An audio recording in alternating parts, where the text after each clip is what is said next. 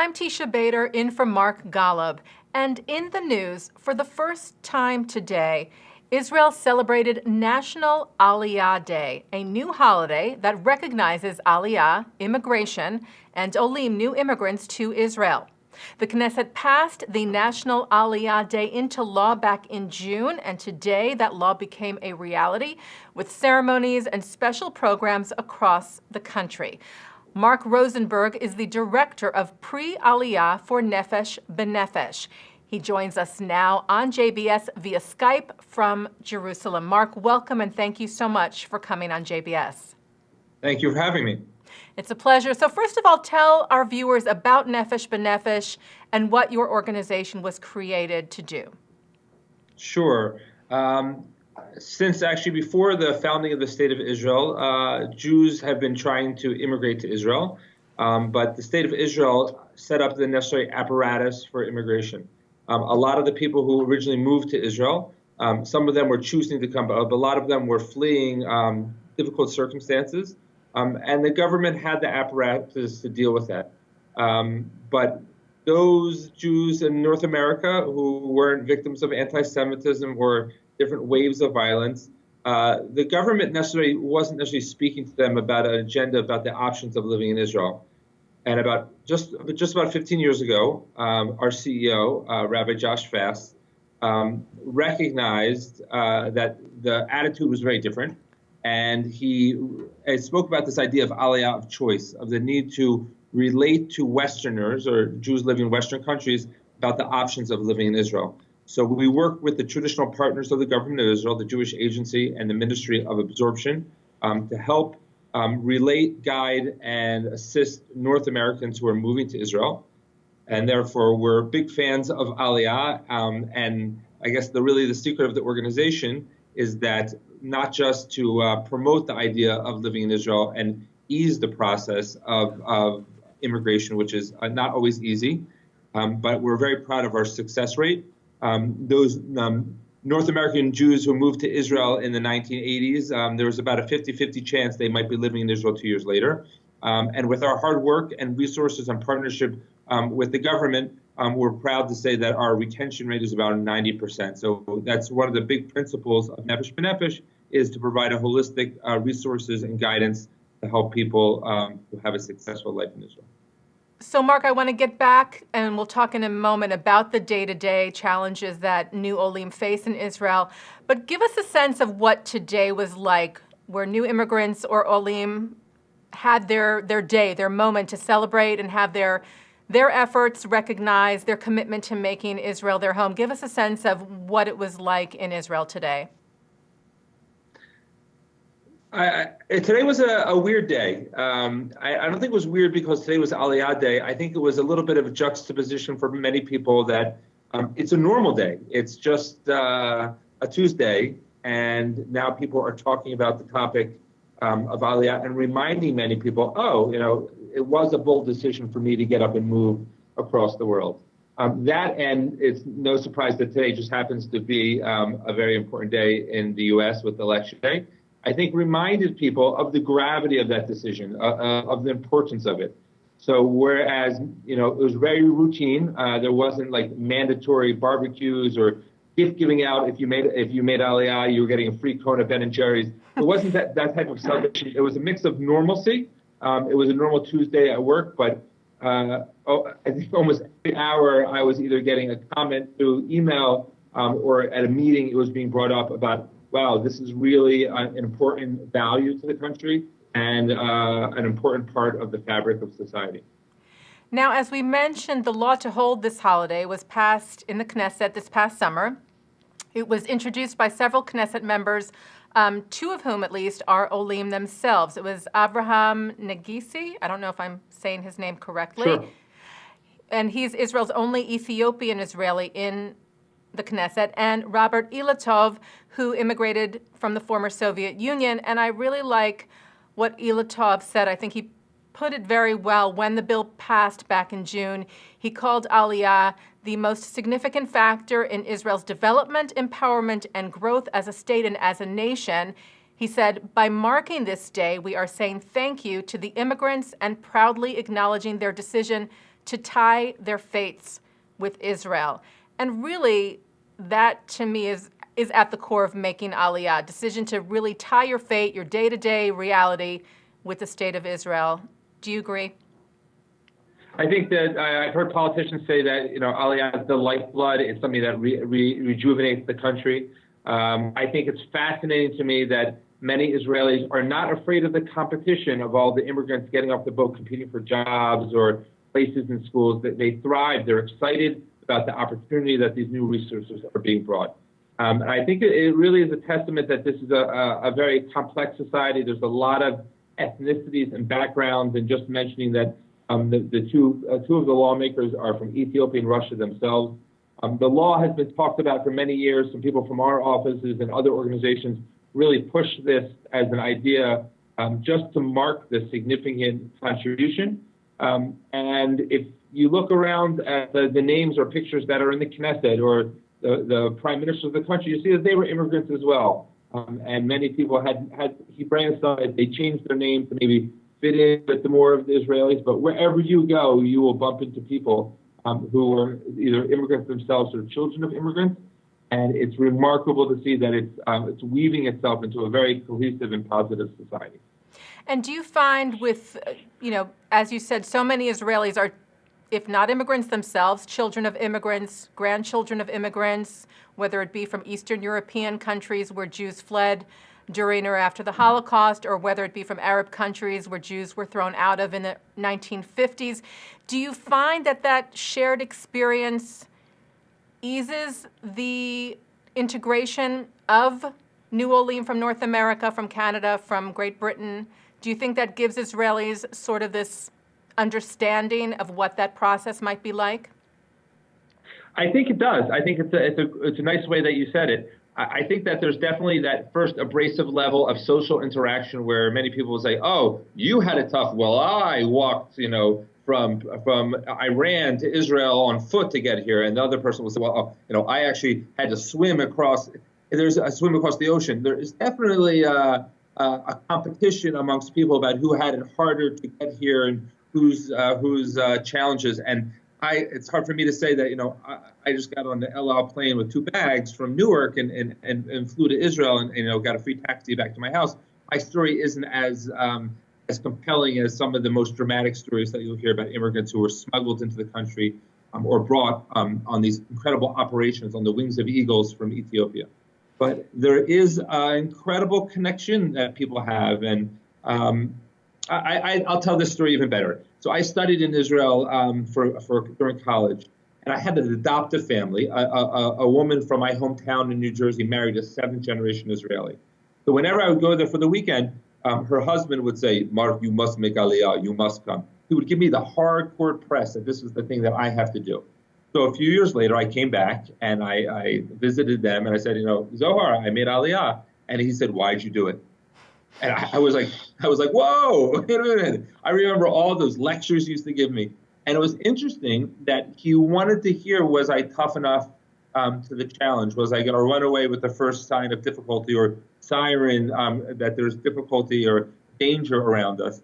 So there's this common faith together. There's really a strong, I used this word before, fabric that weaves people together, and they know that people gave up something to get here. With the goal of building a common society here. You mentioned before getting on a plane, coming to Israel, these Aliyah Flights that Nefesh B'Nefesh works together with other really vital Israeli organizations like the Jewish Agency, the Jewish National Fund, Friends of the IDF. Talk a bit about what goes into organizing these flights of hundreds of people who are coming from North America and bringing them here to Israel, to Israel. Sure. The first thing to say is actually most people come on regular flights, individual flights. If you're flying to Israel and El Al, there's a chance that there's anywhere between 3 to 15 Olim that happen to be on your flight. You only notice them when you get off the plane, you deplane and walk up, and there's a sign saying, "Welcome new immigrants," and with the names of the people. Although 65% of all new immigrants from the U.S. come during the summertime, so that allows us an opportunity to really give them a big hug, not only to have group flights of anywhere between 50 to 80 people, but to have 2 or 3 plane loads of immigrants. And we really do it for twofold. One is it's an incredible experience for those 240 people together to make this journey together. It's an incredible statement, and it goes into a lot of planning to make sure that everyone is comfortable. It's a lot of effort. It's a lot of time and logistics to make sure that everyone knows where they're going to go afterwards, and the taxis are sorted, and that like people sign up for healthcare to make sure that they're going to be able to have the smoothest transition. And obviously, if you escalate the numbers, then it's going to escalate the amount of potential difficulties. But we also do it for the second reason, which is the experience of receiving the airplane. That we get hundreds of people turned away from the airport because the airport authorities only allow us about 1,000, maybe 1,200 people to receive this aircraft. And it's an incredible experience to realize that maybe 8,000 to 9,000 people watch the landing online wherever they are around the world to be a part of the history-making experience, to see these families and singles and retirees land in Israel. So it's a lot of logistics. It's something's very boring, and just calling to make sure that that there's enough luggage is going to be delivered to the right location. But what carries us through a lot of those tedious logistics is this incredible feeling of supporting people who some of them have been planning this decision to move to Israel for several years. The average usually takes people about 1.5 years from the idea to move forward. But some people they've been working on for 4, 5, 6 years, and making sure that this is a moment for them that they will celebrate. In fact, there's a term here called the Aliyahversary, where people mark the date that they became officially Israeli. And I think it's a really big privilege for us to be able to celebrate it. And it's an incredible infusion of positivity and energy to the people of Israel. And you talk about that celebratory factor, and I'll tell you that my parents made Aliyah just over 30 years ago, and I remember being on the plane and landing, and in my mind, we kind of expected this ceremony and this welcome, Israeli songs and dancing, and this was decades ago and before Nefesh B'Nefesh and other programs. So I think there was like a room with some juice or something. But I remember really wanting and anticipating and hoping for some sort of the celebration of a warm, large-scale welcome. And it really sounds like that's what you've accomplished, and you're sort of giving people a framework already on the plane before they even touch ground in Israel. Yeah, I made Aliyah 15 years ago, and I was the only person on the plane by myself, and I had one person hold up a sign with my name. It was up to me to lift myself that moment to realize this was a fulfillment of a life's goal of mine. And I was satisfied with that moment, but I had that tinge of, I thought, there was going to be fireworks with this decision, and, the Prime Minister was going to come out to greet me. And it sort of humbled to have that happen.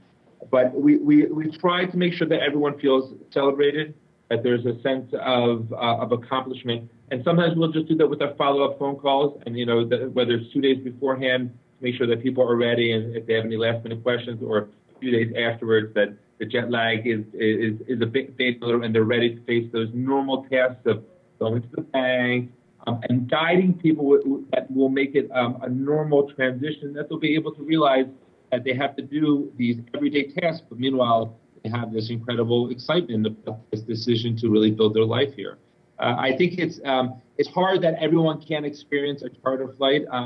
Again, we only do last summer we only did 2 of these flights, so it's not experience that everyone can get. But we have over the years had people say they came back to celebrate with other people, and they want to be a part of it. So I think it really is another demonstration of this really welcome, a fraternity, of a sense of familyness that is really unique in this day and age, where I think so much is digital or appreciation or follow things from far away, that people really want to come out and experience the heat of the summer and the celebration and music of welcoming new immigrants to Israel.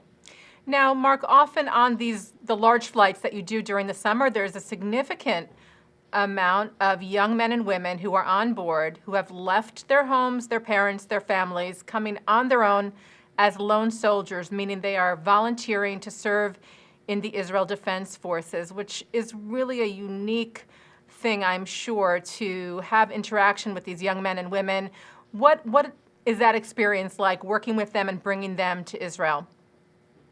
It's exhilarating. I think that anyone who's choosing to move to Israel is, by definition, brave.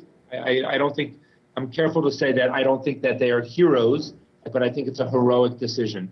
So when you meet a young person that is giving up, an easier path of just continuing college or their master's degree and study to say, you know what, they want to dedicate 2 years of service in the Army, where they'll be bossed around by a 19-year-old and they won't have weekends off, is really remarkable.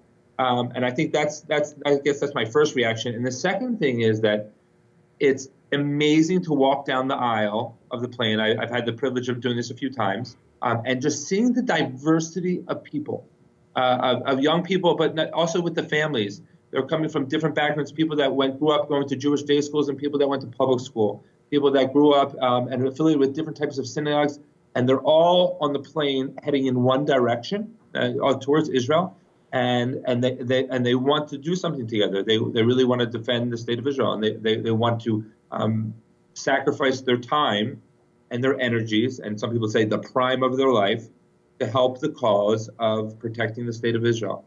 So you really feel blessed and really proud, and a great sense of pride that this is the best and the brightest of the Jewish world. That they're saying, this is important to me. I'm going to put my life on hold so that I can help protect and serve other people. So it's remarkable. It really is an exceptional path to go on. And it's a bolt of energy and positivity.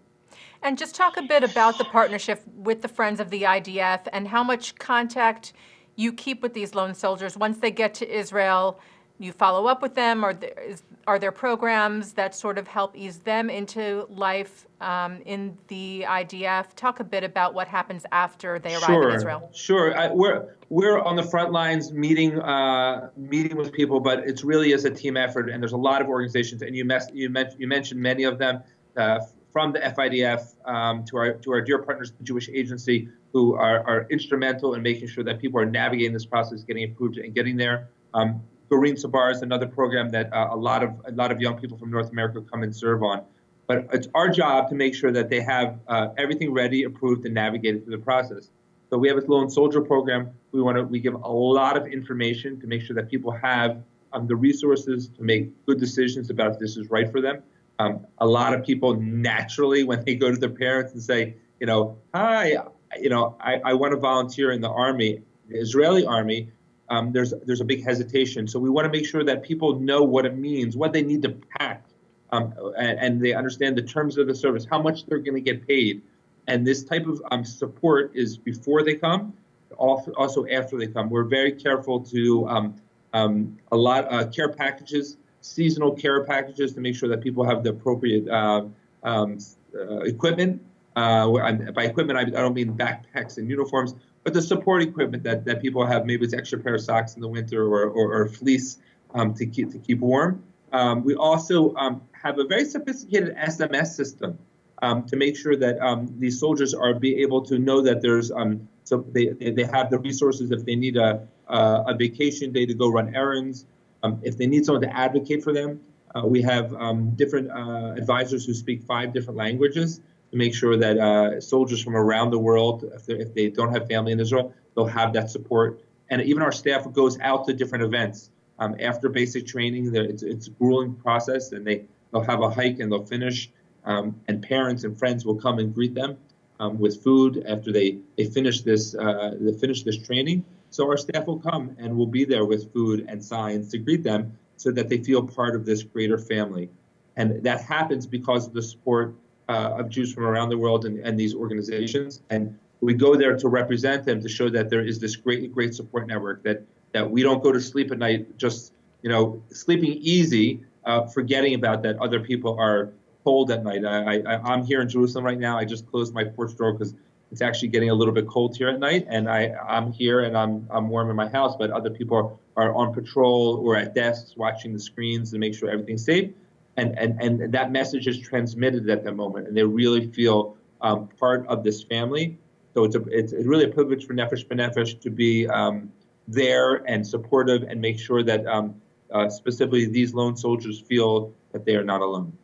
That's really wonderful. Marc, what would you say are the biggest challenges you see that new immigrants from North America, from Canada, face when they get to Israel? What are some of the things that really stand out that are difficult? And what are some of the positive stories that you hear? Sure. Listen, I tell people that the two biggest challenges for most people, first is to make sure that they'll find something that is a job that's fulfilling professionally.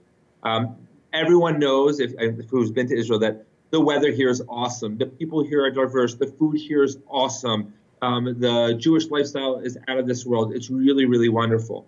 And many people can earn a living that's going to be enough, if not great for them. But if you have professional desires, you have a specific career path that you train for, it's sometimes hard for someone to recalibrate that. The example I always use is if you're a nurse practitioner and you don't speak Hebrew and your dream is to live in Israel, well, either you need to think of another profession or you have to wait because nurse practitioners aren't quite recognized by the government of Israel. We're lobbying the government to change it. And plus, you can't be a nurse without Hebrew. So therefore, you have to recalibrate what your professional dream was to get here. And we do a lot of work with that to make sure that people are prepared or already begin to adapt themselves for other opportunities.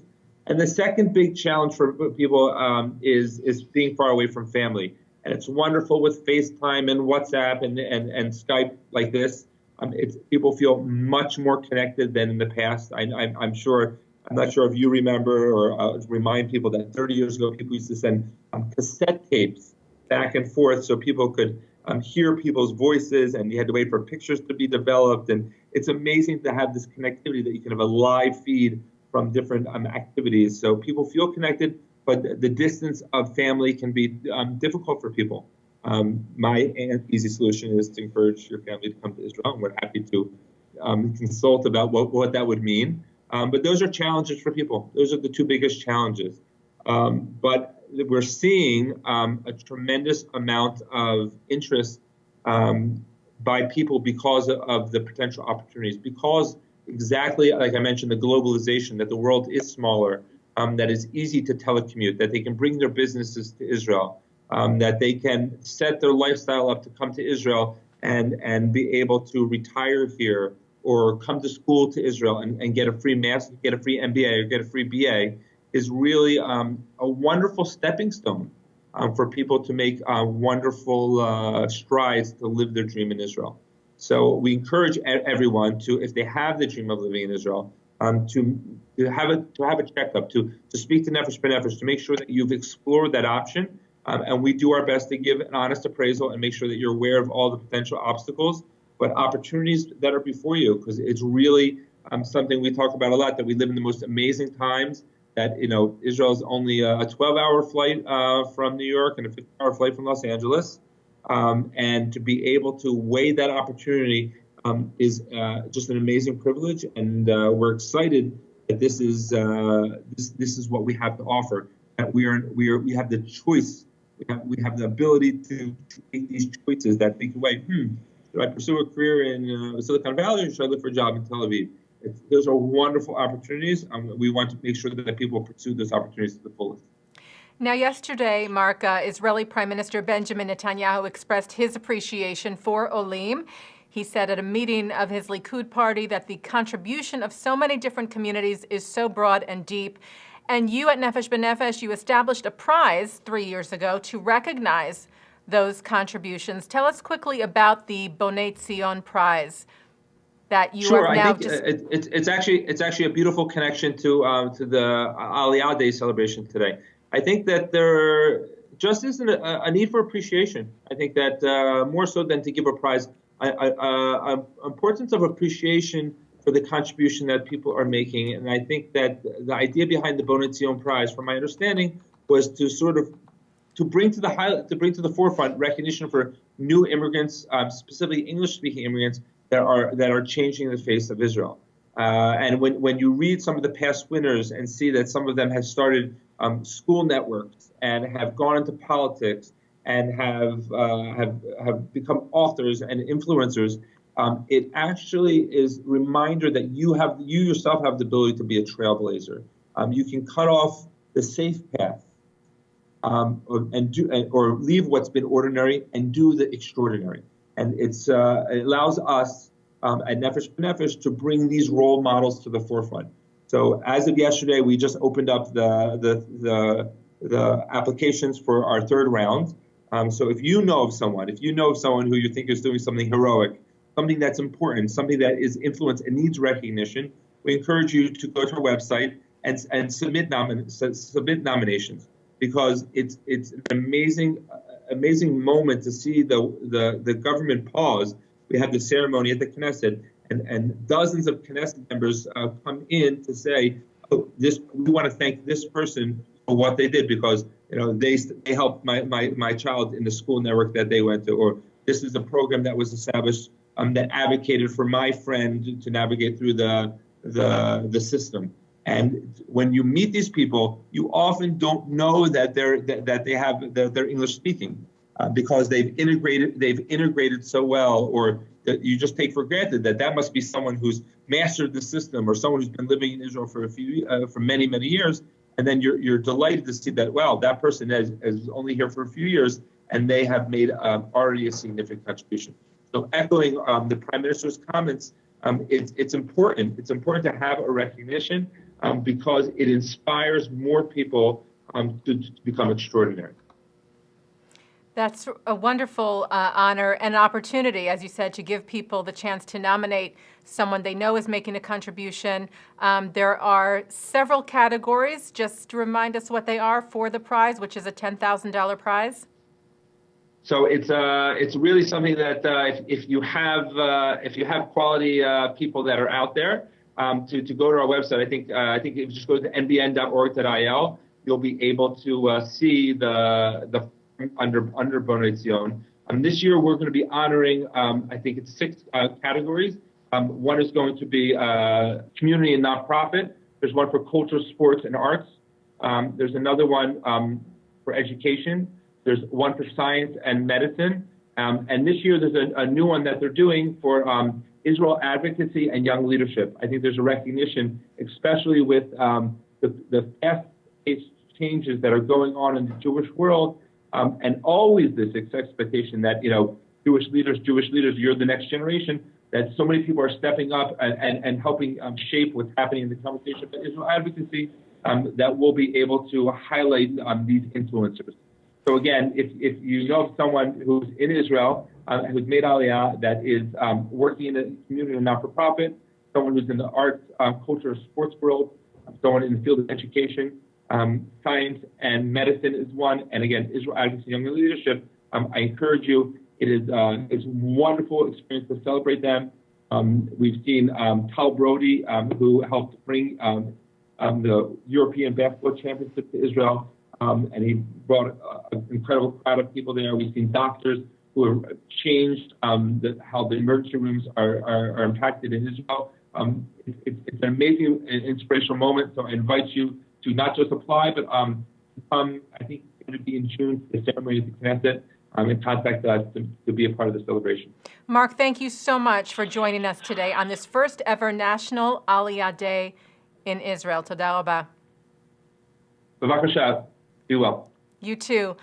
Marc Rosenberg is the director of Pre-Aliyah for Nefesh B'Nefesh. As always, many thanks to our director, Sloan Copeland, production coordinator, Serge Goldberg, JBS's associate director, Dara Golub, and editors, Dennis Golan and John McDevitt. I'm Teisha Bader in for Marc Golub on this edition of In the News.